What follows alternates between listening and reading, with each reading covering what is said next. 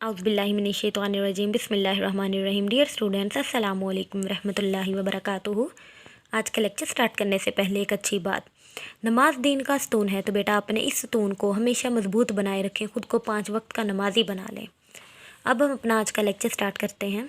जैसा कि बेटा आप लोग जानते हैं, हम लोगों ने केमिस्ट्री का कौन सा चैप्टर स्टार्ट किया हुआ है, chapter number 4 structure of molecules, जिसमें हम लोग कोवलेंट बॉन्ड और आयनिक बॉन्ड पढ़ चुके हैं। तो आज केमिकल बॉन्ड की थर्ड टाइप है, जिसे क्या कहा जाता है, डेटिव कोवलेंट और कोऑर्डिनेट कोवलेंट बॉन्ड।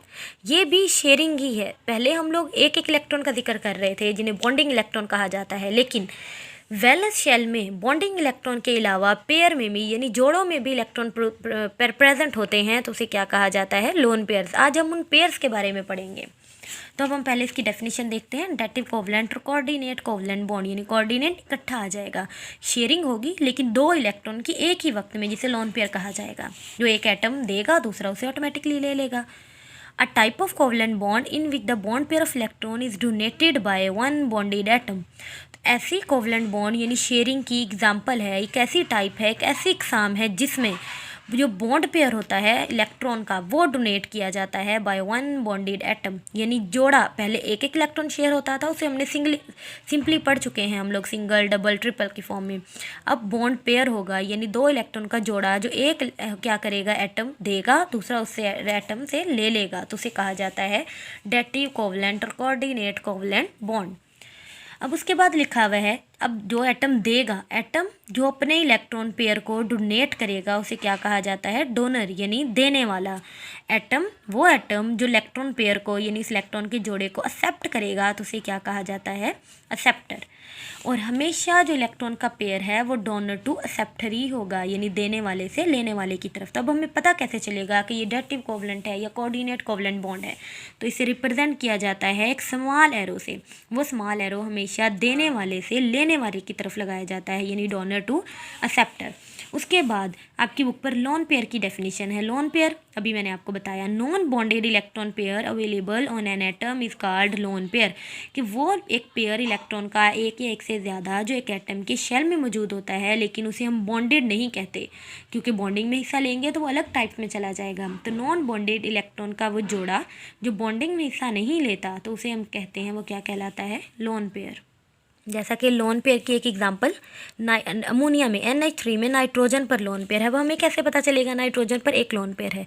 अब आपको पता है नाइट्रोजन का एटॉमिक नंबर क्या है, 7। जब इसकी कॉन्फ़िगरेशन की जाती है तो वो कैसे होगी, 1s2 2s2 2p3, यानी जो K शेल है उसका भी, वो उसके सब शेल भी कंप्लीट हैं। L शेल के अंदर 2 सब शेल होंगे, एक 2s2 जो कि कंप्लीट है, लेकिन 2p3 जो इनकम्प्लीट है, यानी से 3 इलेक्ट्रॉन की इसके अंदर कमी है, जो सिंगल बॉन्ड की फॉर्म में ये स्टेबल हो जाएंगे। अब ये जो 2 इलेक्ट्रॉन यहाँ पर प्रेजेंट है पेयर की फॉर्म में, तो इसे क्या कहा जाता है, लोन पेयर कहा जाता है। कि ये जो पेयरिंग की फॉर्म में, यानी प्रेजेंट या आउटर मोस्ट शेल में ही होंगे, जिसे एल शेल का नाम दिया जाता है, लेकिन ये जो पेयर्ड की फॉर्म में प्रेजेंट होगा, ये क्या होगा, लोन पेयर। जैसा कि एग्जांपल में देखें, नाइट्रोजन और जब हाइड्रोजन आयन का रिएक्ट किया जाता है, अब ये कैटाइन की फॉर्म में है। कैटाइन यानी इसके अंदर अब इलेक्ट्रॉन की कमी है। हाइड्रोजन के पास हमेशा एक इलेक्ट्रॉन ही होता है, अब वो भी लूज़ कर चुका है, इसका मतलब है इस वक्त हाइड्रोजन के पास कोई भी इलेक्ट्रॉन नहीं है, तो ये स्टेबल होगा कितने इलेक्ट्रॉन लेके, 2 के। जब 2 इलेक्ट्रॉन इसके पास आ जाएंगे तो ये कौन सा रूल फॉलो कर लेगा, डुप्लेट। तो अमोनिया, ये जो NH3, ये अपना ये लोन पेयर इसे देगा, ये इलेक्ट्रॉन इसे देगा, ये एक्सेप्ट करेगा और क्या बन जाता है, अमोनियम आयन। अब यहाँ पे इस चार्ज का मतलब है कि ये आयन की फॉर्म में है, तो इस तरह ये हाइड्रोजन को भी स्टेबल कर देता है, इसका डुप्लेट रूल फॉलो करवा के।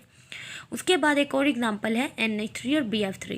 अमोनिया के पास क्योंकि लोन पेयर मौजूद है, इलेक्ट्रॉन पेयर मौजूद है, और BF3 इसमें बोरोन के पास 2 इलेक्ट्रॉन की कमी होती है, ये डिफेक्ट होता है, कमी होती है इसमें इलेक्ट्रॉन की, तो ये इलेक्ट्रॉन पेयर यहाँ से इसे डोनेट करेगा, ये एक्सेप्ट करेगा, और हमारे पास एक प्रोडक्ट बन जाता है जिसे अडक्ट का नाम दिया जाता है, और ये एरो मेंशन करेगा कोऑर्डिनेट कोवलेंट बॉन्ड को। तो इस तरह ये हमारा क्या कहलाएगा, डोनर, और ये हमारा क्या कहलाएगा, एक्सेप्टर। कि इलेक्ट्रॉन पेयर हमेशा डोनर टू एक्सेप्टर होगा, और एरो भी आप लोग देख लें कि डोनर टू एक्सेप्टर ही लगाया गया है। तो ये था बेटा आप लोगों का आज का लेक्चर, जिसमें आपको डेटिव कोवलेंट बॉन्ड पढ़ाया गया। अपना ख्याल रखिएगा और अच्छी तरह लर्न करिएगा। ओके, अल्लाह हाफिज़।